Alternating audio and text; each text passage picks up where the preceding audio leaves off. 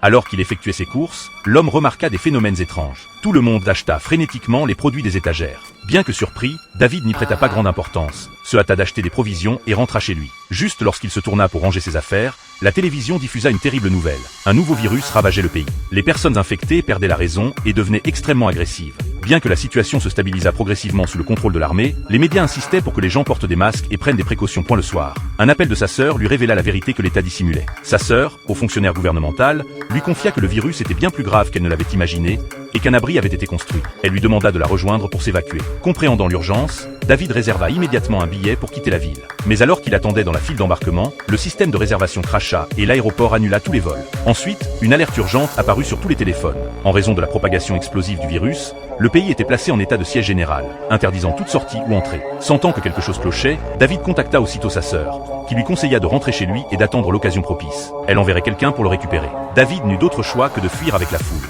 Lorsqu'il revint, les rues étaient strictement bloquées et les gens alertés commencèrent à s'échapper. Voyant tant de monde contraint de se rassembler, David sentit le danger approcher. Il laissa sa voiture sur le bord de la route, saisit ses bagages et se mit en marche vers chez lui. Mais en arrivant dans son quartier, il découvrit des soldats en tenue de combat qui contrôlaient un voisin en le menant vers une voiture de sécurité. Il était évident que le voisin s'était transformé. Ses tempes bourdinaient et l'envie de fuir la ville ne cessa de croître. Le lendemain, sa sœur lui apporta de mauvaises nouvelles.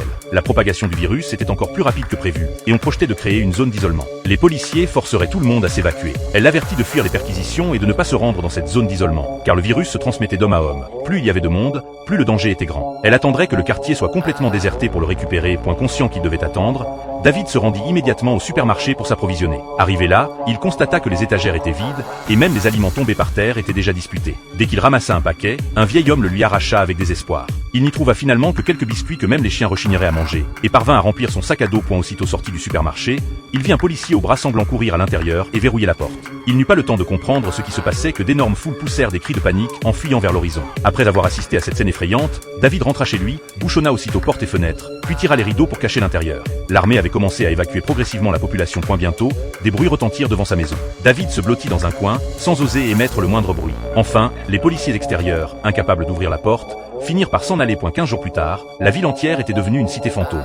David n'avait toujours pas reçu de nouvelles de sa sœur, et sans maintenance des réseaux de téléphonie mobile, il avait perdu tout contact avec elle. Heureusement, dans la zone rurale, chaque maison était équipée d'un système de photovoltaïque. Les aliments n'avaient pas pourri, mais étaient presque épuisés. Ne voulant pas rester impuissant face à son sort, David décida de prendre l'initiative. N'ayant qu'une harponneuse, il n'osa pas s'éloigner trop et se hasarda à pénétrer chez les voisins. Heureusement, l'armée avait évacué tous les habitants du quartier et il n'y avait pas encore de signes d'infectés. Malheureusement, après avoir fouillé plusieurs maisons, il ne trouva aucun aliment comestible. En se rendant vers la prochaine maison, il découvrit qu'il existait d'autres personnes comme lui, restées inévacuées.